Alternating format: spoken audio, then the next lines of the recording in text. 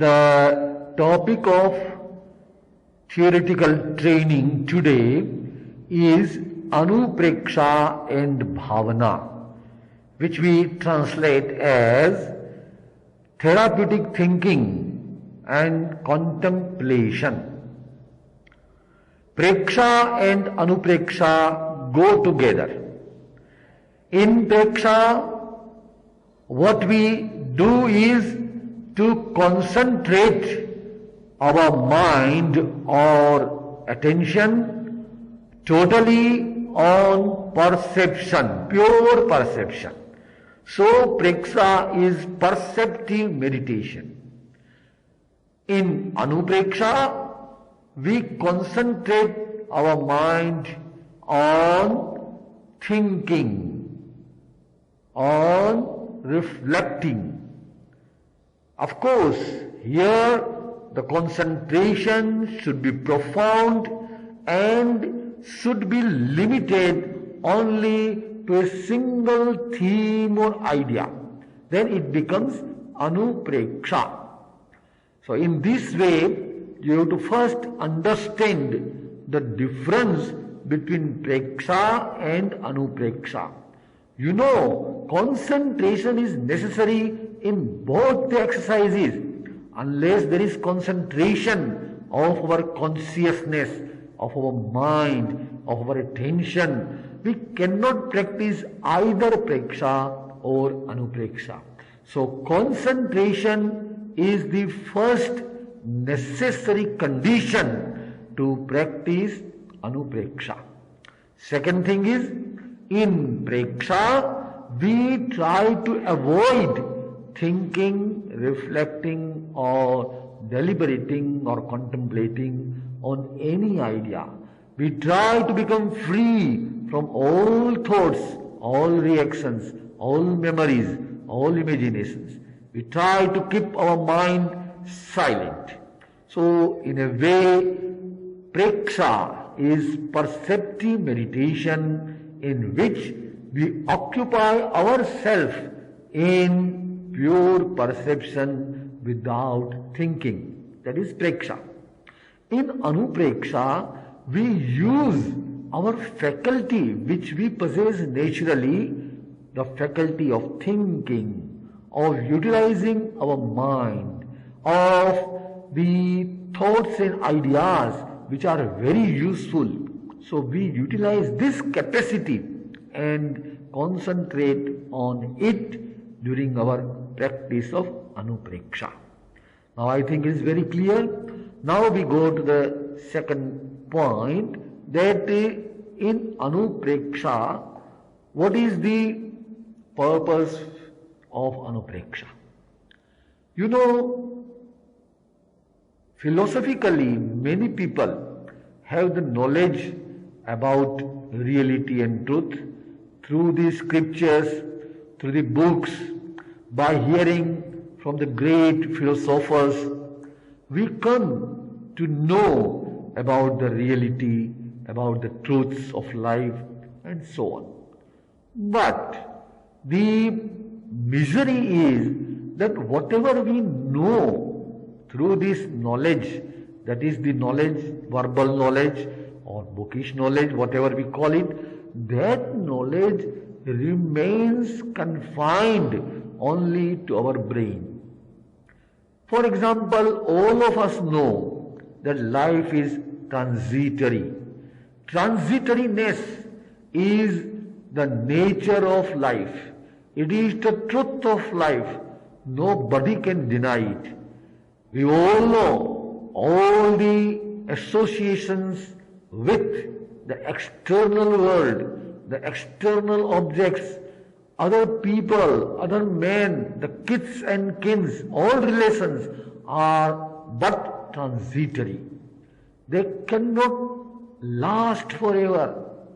When death occurs, a person becomes completely separate from whatever he was linked with. All linkings have got a short time, a short period, and therefore nothing is immortal in worldly relations.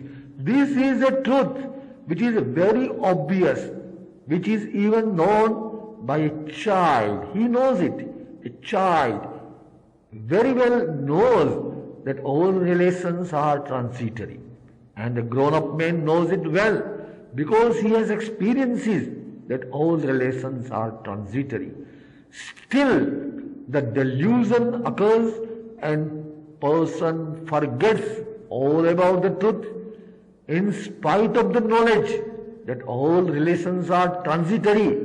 He again has an attachment for the things, for the people, for the worldly things, worldly objects and cravings and desires, and all things occur and a very deep, profound delusion is created. He cannot give it up. On the contrary, the idea of transitoriness, which is a truth, is obliterated, forgotten, and in that place we transplant the idea that everything is permanent, everything is everlasting. Whoever I am or whatever I possess, I will remain the same. The things will remain mine forever. This kind of wrong idea, rather the perverted belief, the perverted faith occurs in our mind and we cling to it. We cling to the things, we cling to the people around us, and we think that we are going to live together forever and ever. Sometime something occurs, a thing is lost, a relative is lost, and we start crying. We start lamenting, we start mourning. Why? Did not we know that everything was actually transitory? Of course we had the knowledge, but that knowledge does not help us. In spite of the knowledge, our perverted belief that everything is mine, everything will remain mine forever. This perverted belief has so much profound effect on our mind that we start lamenting, we start cursing even God and ask Him why He has taken my beloved from me, and all these things happen. So it is very, very important to understand that unless we become free from such ignorances, rather perversions of idea, we cannot realize the truth exactly, and we cannot make ourselves happy in this life of transitoriness. In the same way, there are so many truths which we call as spiritual truths, universal truths, very, very clear and obvious truths. We are really truths. The soul is solitary. We know, all of us know. When it is born, it comes alone. When it passes away, it goes alone. Nobody accompanies nobody. Still, we think that everybody is mine. I belong to all. This mindness, this kind of mamatva, this kind of possessiveness is ingrained in our sanskar, in our instincts, in our thoughts and ideas, and in our behavior and in our actions. We have to remove all this untruth, all this falsehood, all these perversions. So you can understand how can we grasp this truth from the inner mind, from the subconscious mind. Unless it penetrates our subconscious mind, the idea of truth, the real fact, unless it goes well within it, the external effects are so powerful, and mainly the effect of our own delusion, the effect of deluding karma, that is Mohaniya karma. The effect is so powerful that within a second we get lost sight of the truth and we cling to the untruth and perversion. So it is very clear that to live a life of truth, to understand the truth every moment, to experience the truth every moment in life, we have to practice this kind of thinking, the therapeutic thinking, the concentrated, profound thinking on truth. And as a result of this, we can create that right sanskar, that right belief, that right idea in our mind, which cannot be forgotten then. It will remain there forever. In spite of living the worldly life, this will not go into oblivion. We shall not lose sight of these facts. And this is what is required not only for a spiritual practitioner who has to live the life of truth, who has to remember always these facts, these hard facts of life. He must remember. And also for leading a successful life, a successful worldly life, a successful social life, a successful family life, he has to remember all these facts in his mind. His behavior will change. You know, we find people that for the sake of attachment to the objects, for the sake of attachment to the money, they become so selfish and they forget all relations. If they knew that these things, these money, these objects, this property, all this is transitory, not going to remain forever, then he will not become that much selfish for that. He will know that after all, everything is to be discarded, then why should I become selfish? And he becomes a person who lives a life of altruism, who lives the life of sacrifice, and he does not mind even sacrificing himself for other people's welfare and bliss. So this is the way how we can adopt spiritual philosophy in living a worldly life, in living our pragmatic life.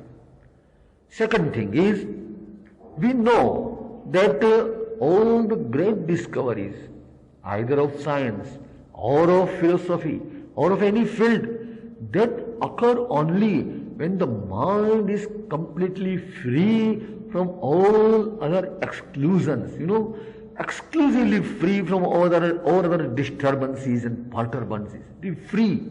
Then and then only one can penetrate into the truth and discover it. For this state of mind, a regular practice of this kind of meditation, that is anupreksha and bhavana, contemplation, are very necessary. And I think that in the world, whatever great discoveries have been made by scientists and philosophers, that were made only in the moments when their minds were completely free from all other distractions. In order to concentrate fully on a single thing, we have to practice every time, every day, this kind of exercise and prepare our mind for becoming concentrated on a single theme and idea.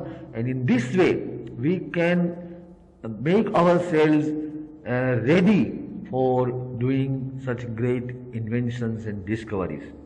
The third thing is, in our philosophy of Jain meditation, there comes a word Vichaya Dhyan, which is actually the Dharma Dhyan or the religious meditation. Actually, it is not religious meditation, it is the meditation on the truth. Dharma is the actual nature of reality. We have to contemplate, we have to think and we have to imbibe this idea about is the truth on the nature of universe, on the nature of self, on the nature of a free self or God, whatever we call him, on the nature of things. Everything we have to contemplate, think and reach to the conclusion. We have to concentrate fully on single thing, that is called Vichaya Dhyan or the contemplative meditation in the Jain system of meditation, which is very important. In the ancient time, there had a tradition even in primitive peoples, aboriginals, tribal peoples, that you can heal yourself with faith healing. What is this faith healing? Actually, faith healing is a kind of therapeutic thinking in which a person concentrates himself on certain theme, on certain suggestion, auto-suggestion, and he becomes free from the sickness or illness. So actually, faith healing is not a blind faith or a blind superstition. It is a kind of systematic practice, systematic training of our own mind to make its faith a strong power, and by this help of the powerful faith we can cure ourselves. So faith healing was later on adopted in psychological field, especially psychiatry and psychotherapies. Mesmer discovered the phenomena of mesmerism, and later on hypnotism were also utilized by great psychologists like Freud and Jung to make a change in the subconscious level of the patients. All these things, they show that whenever we think or concentrate or give auto-suggestion, or we are under the influence of a very strong suggestions from other people, this idea is imbibed well deep into our own conscious and unconscious consciousness, and therein it gets a very great strength, a power, and from within it can change the whole process of biological physiology, the biochemistry, biochemical processes, the composition of hormones and other chemicals, and so on, and a person becomes all right, okay. So in this way, the therapeutic value of anupreksha and bhavana, the therapeutic value of contemplation and therapeutic thinking can be understood. In this way, you can see that all these are the factors, all these are the ideas which can be understood well, and on the basis of all these, we can know the value of the practice of contemplation and therapeutic thinking. One more very important aspect of this exercise is utilization of this kind of exercise or the practice for changing our own self, for bringing about a total transformation, ultimate transmutation of our personality, of our unconscious and subconscious mind. How is it possible? Because we know the effects of past karmic bondage are so powerful that in spite of having the knowledge of philosophy, the knowledge of spiritual principles, the knowledge of religious principles, we for more time remain lost in the worldly activities, not only worldly activities, but the activities which accrue more karmic bondage. Knowingly, deliberately even, we indulge in those acts which we call as sinful acts, evil acts. We can't give up. This is the tragedy of our life. Not only ignorant people, but those people who are well known for their knowledge, who are knowledgeable persons, who are scholars, who can expound all these theories very well to other people.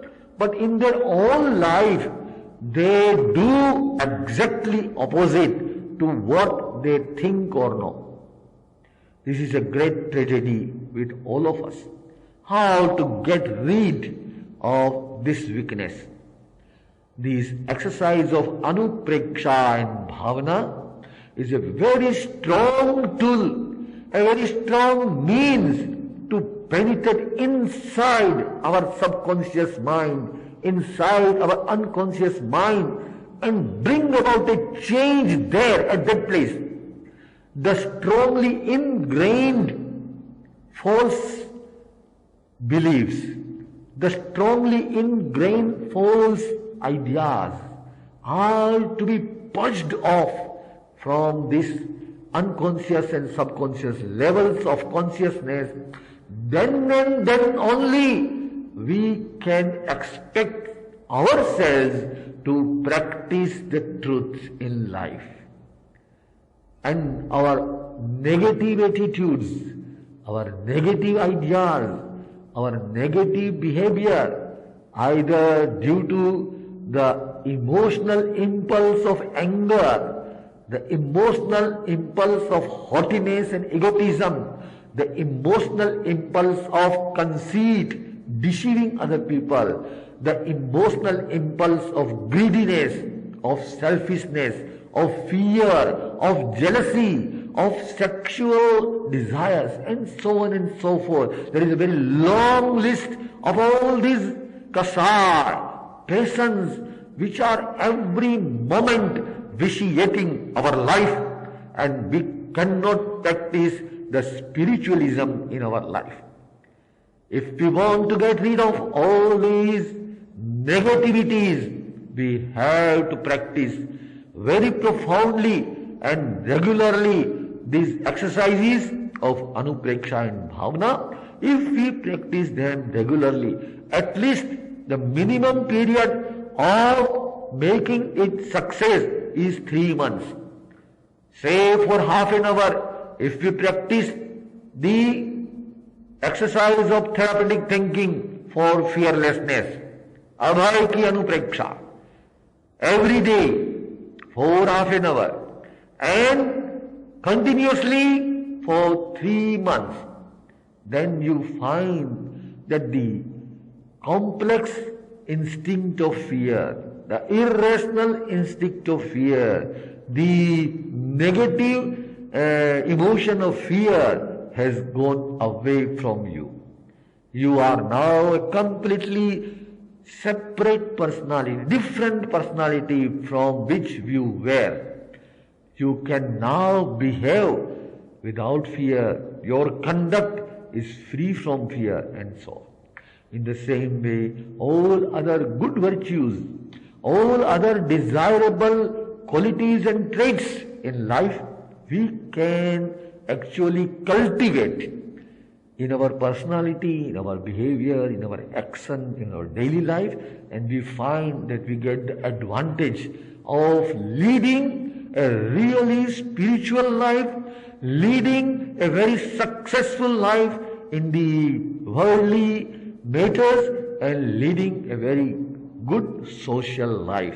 We can become better human beings, and if the whole society is educated in these kinds of exercises, you can see this dream that whole society can be converted into a real humane society, which has now deprecated into rather a bestial society.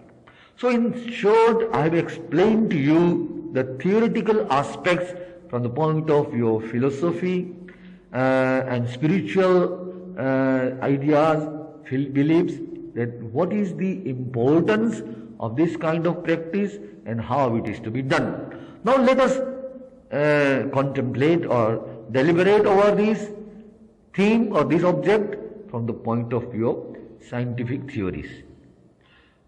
As you know that whatever we know theoretically, or whatever knowledge is only a bookish knowledge or verbal knowledge, that is confined only to our conscious mind, the part which is called the neocortex of our cerebrum. That is the place where we collect all our theoretical knowledge which we gain through logic, through language, through our verbal communications. All that knowledge is there, intellectual mechanism is there, and we utilize all these things in our daily life. But our action, our behavior, our conduct is not guided only by what we know intellectually. On the other hand, as we had already discussed, this power of bookish knowledge or verbal knowledge or intellectual knowledge is only a little. It has a little say in directing our action. The factor or the force which is more powerful than this intellectual guidance is our instinct, is lying well within, deeper into our deepest levels of consciousness, and whatever comes from there, the guidance, the directives, the impulses in the form of emotion or feeling or any kind of psychological powerful force that has the upper hand in every action, the bookish knowledge or the intellectual knowledge remains there, and it is overpowered by our instinctual negative forces. And that is why always we give up the virtue and indulge in vice, give up the good and indulge in evil, give up religion and indulge in sin. Very, very clear.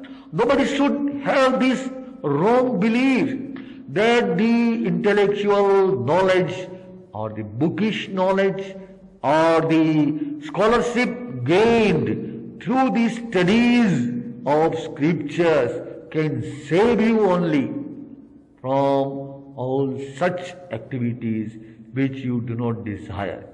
You cannot save. It is no say even in deciding that whether you should do or not to do. That wisdom, that pragya, that vivek, that decision is not in the hand of intellectualism, it is in the hands of emotional intelligence. That's why we have to go deeper in our own self and find out the main important forces, the major factors developing there, exercise there, and bring about a total change there, a total biochemical transformation, a total trans-worldly this change or transformation, transmutation, transcendental transmutation. Then and then only we can succeed. So now you can very well appreciate the idea that for doing that we have to practice contemplation and concentrated therapeutic thinking. This is how we should remember it, the importance of it, and through practice we can do it. Whoever is the person who does not want that he should lead a life free from fear. He should lead a life free from anxiety. He should lead a life free from tension. He should lead a life free from all dissipations and all kinds of hopelessnesses in life. Nobody wants to do such a life, to lead such a life. Everybody wants to develop the positive characters, the positive ideas, the positive principles in his life. He wants to make the life a positive and a very, very forceful factor to decide the good and virtuous. Therefore, for all those who have this desire, they have to practice the exercise of anupreksha and bhavana, make a total change within, and then the change will occur automatically in their action. He will then become a personality with all the positive traits, a fearless personality, a person free from anger, a person full of forgiveness, a person full of modesty and humility, a person full of simplicity and straightforwardness, a person full of contentedness and free from greediness, a person free from selfishness, and a person exercising altruism in his life. So friends, we have to understand the importance and significance of anupreksha and bhavana in this way. As is very clear, this exercise has the benefit of using as a psychotherapeutic practice. You know all our psychosomatic diseases, the psychological distortions and the misunderstood ideas. They are all the causes of our sickness, our illnesses. How to cure them? The medicine taken externally, they are helpless in removing all these. So we have to exercise psychotherapy. The best psychotherapy is the practice of anupreksha and bhavana. Anupreksha and bhavana are necessary for practicing a life in which you can become free from illnesses and weaknesses, from this all our psychological distortion. So this is utilized, this can be utilized, this exercise can be utilized as a very, very strong psychotherapeutic exercise and medicine which is very useful in practical life. The second thing is, as I told you earlier, to attain samadhi, that is to become free from vyadhi, adhi and upadhi. Vyadhi, adhi and upadhi. Vyadhi, adhi and upadhi, that means the physical disease or disorder, the mental disease or disorder, and the emotional disease or disorder. Vyadhi, adi and upadhi are the three impediments in our total health, in our attainment of samadhi, complete blissfulness, complete tranquility, complete peace. If we want to attain samadhi, what is required is to completely become free from adi, vyadhi and upadhi. This exercise of therapeutic thinking and contemplation is a very strong media to attain samadhi. A person practicing this exercise continuously and regularly in his life will certainly 70% he will lead a life free from adi, vyadhi and upadhi, the life of samadhi, which is the summum bonum of our spiritualistic philosophy. So now I have well explained the importance and significance of this exercise. Now let us discuss the actual technique, how you have to practice it. For the practice of this anupreksha, what is required is, anupreksha is actually anupreksha, but it should be practiced both times. That is, before you practice preksha and after practicing preksha, again you have to practice anupreksha. It should precede the practice of preksha and it should also succeed the practice of preksha. The preceding anupreksha is to prepare your mind for accepting the truth or for bringing about the positive change in your own self. So that idea, that thing, that is practiced first by anupreksha, then you practice preksha, then after preksha again you practice anupreksha, so that whatever is attained through preksha is now fastened, it is made more strong with the help of anupreksha.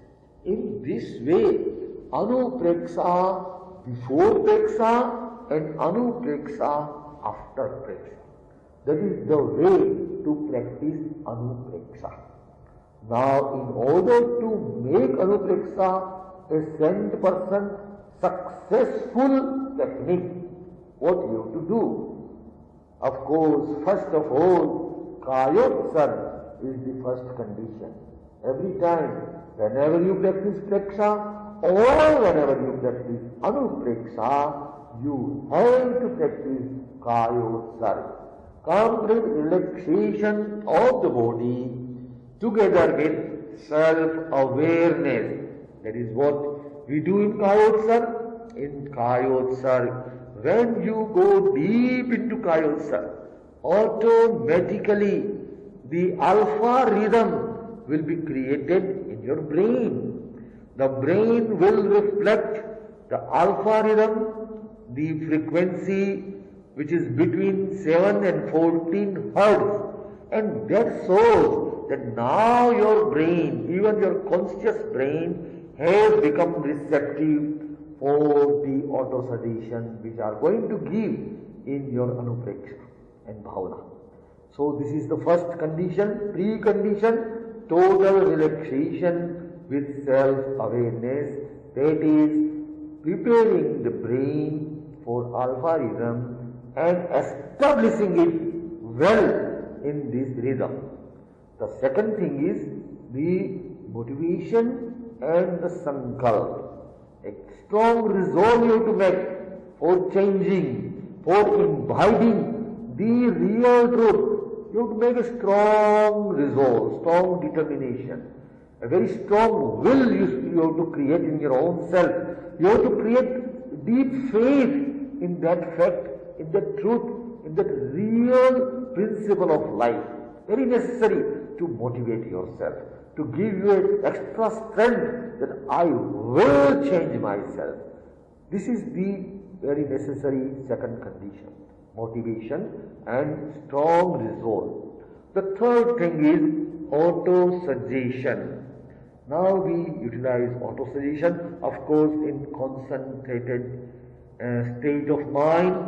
The conscious mind is fully concentrated in this kind of thinking, therapeutic thinking. Here we don't close the process of thinking as we do in perceptive meditation. In perceptive meditation, we close thinking and do perception. Now here we utilize this faculty, this capacity of thinking in the right way we have got. We utilize this capacity, this power, and that is concentration, full concentration on this, and utilizing auto-suggestion. We suggest to our own self. Actually, we suggest to our subconscious mind and unconscious mind to behave, to remain ever in the memory of this truth which we are going to teach it. So, this is the third very, very important step, establishing one's own concentration of mind together with the auto-suggestion. And in the last point, what we do is visualization. Whatever we have thought of, whatever goal we have made, now we try to visualize it as a real fact. Now we try to realize in the end that whatever we were suggesting to our own self has already been materialized. It has come to the truth. It has been translated into reality. That we can visualize ourselves, and in this way we make a very strong resolution to lead the life according to that principle or truth which we have practiced in Anupreksha. In actual technique, what we practice is, first of all, we practice the Mahapran Dhvani. Second, we practice Kayosarg. Thirdly, we practice deep breathing and colorful breathing. Fourthly, we practice concentration on certain psychic center together with the color, psychic color. And fifthly, we again repeat the theme as the Anupreksha. For example, if you want to give up the fear, I go on repeating first 9 times loudly, then 9 times and without speaking, silently, the same sentence again and again, that my fear is becoming weaker and weaker, my instinct of fear is fading away, and so on and so forth. And in the last, we do again the contemplation or the therapeutic thinking, repeat it and concentrate on a single theme and visualize it. So this is the way how we practice it.